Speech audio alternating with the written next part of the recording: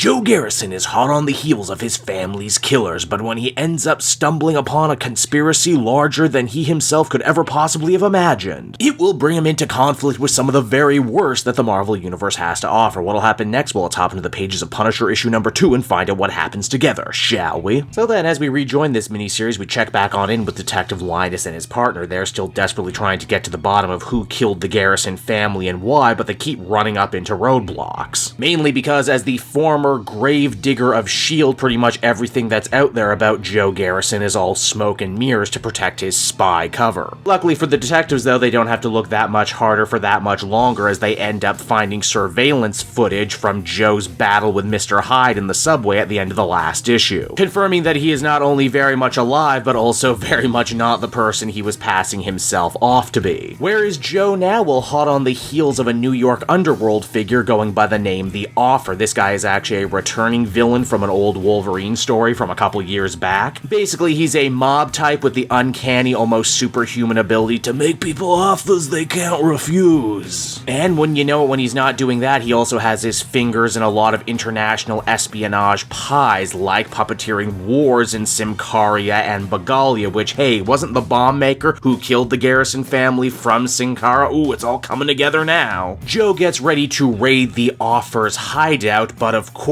being a rich and paranoid guy, he spared absolutely no expense when it comes to security, paying for top dollar super mercenaries in the form of the newest version of an old Captain America villain team from the 80s called the Nightshift. Actually, David Pepose said in interviews he loves making new versions of old forgotten villain teams, and you know what? I can respect that sort of deep cutting. One by one, our new would-be Punisher is forced to do battle with the members of the Nightshift. First off is Eel, a guy who's perfectly powerful, but not so powerful that Joe can't take him out with a fire extinguisher before stealing his electric gloves. These battles are interesting too because most of these villains that Joe has to fight have actually done battle with the original Punisher and as such are able to call out right away that he's not Frank Castle, which again only further helps to grow and serve this book's absolutely genius running gag of Joe going, "What, I'm not the Punisher? I never said I was the Punisher. You guys are calling me the Punisher. This isn't even a skull." We also learn a little bit more about Joe too in his battle with Finesse, aka the daughter of Taskmaster. Turns out he's actually pushing 50, which is actually kind of interesting because that would make him a lot older than how Frank is usually shown in main continuity. It also means that he was probably in S.H.I.E.L.D. and retired before the whole secret empire, secret takeover by Hydra Nazis thing, which is good. Joe is also a little crazy too and has something of a death wish. When he ends up getting almost suffocated to death by Doughboy, he decides the best way to break out of this situation is to just pull the pin on a bunch of his grenades, and just hope to God that his S.H.I.E.L.D. battlesuit is strong enough to protect him, which thankfully it actually is. The final big boss of the Nightshift that needs to be overcome is Bushwhacker, who again has fought the real Punisher many times and knows that Joe is someone different. It's here that Joe's woman in the chair, Triple A, ends up paying off dividends by giving Joe the insight into Bushwhacker's special skin that can be melted away with the proper use of incendiary rounds, which of course Joe has on his person. You know what, someone said before that Joe Garrison actually reminds them a lot of Punisher 2099 with how high-tech his arsenal is, and in scenes like this it's honestly really hard not to see and make that comparison. With no more goons standing in between him and his prey, Joe is finally able to have a one-on-one with the Offer, who actually ends up dropping some major bombs regarding his family's death. Hey, spoilers ahoy if you're interested. Just know that I warned you. As it turns out, the Garrison's murder was actually solicited on the dark web for about $10 million, but here's the big twist: it actually had nothing to do with Joe or his former life as a S.H.I.E.L.D. agent. In fact, as it's revealed, the main target was actually Joe's wife, a workaday secretary for a powerful company who was about to blow the whistle on some very bad people up the food chain, who in turn marked her and her entire family for death. You would think that this would actually alleviate some of Joe's guilt, maybe get him to calm down a little bit, but in reality it actually does the complete opposite. This twist is also classic neo-noir, and it also reminds me a hell of a lot of that first Max Payne game, if you remember how that story went. As the comic comes to a close, Joe decides to throw the Offer out a window in a blind rage. Don't worry, he'll live, and even if he didn't, Sabretooth technically killed him in his first appearance, so you know, I'm sure he'd be back anyway. And so that was Punisher issue number 2, everybody, and I gotta say, this series continues to be actually a lot of fun. Joe is certainly no Frank Castle, but that's kind of the whole point. point, he's not trying to be. People keep painting him with the Punisher brush when really he's just a guy trying to do a revenge quest. Well, everyone he runs into just keeps trying to put him in a box. 2 issues in, I'm also really happy to say that I think they've done enough to really help differentiate Joe Garrison from Frank Castle. He's a lot more high-tech, he's a lot older. The murder of his family was not some sort of tragic twist of fate, but actually just a small part of a much bigger, more insidious conspiracy. It's also just a lot of fun, too, to see Joe take a walking tour through the Marvel Universe and knock off some supervillains and crime bosses who probably wouldn't be missed in the grander scheme of things. Overall, I think I'd feel comfortable giving this one another very positive 7.5 out of 10. David Pepose is one of those real hidden gems in the comic industry, and I hope this book leads to some more high-profile work for him. It couldn't be easy coming in and doing a new spin on such a classic and beloved character like the Punisher, especially nowadays, when the fandom feels especially fanatical, and I think you all know what I mean by that. Overall, I'd give this one another very positive 7.5 out of 10.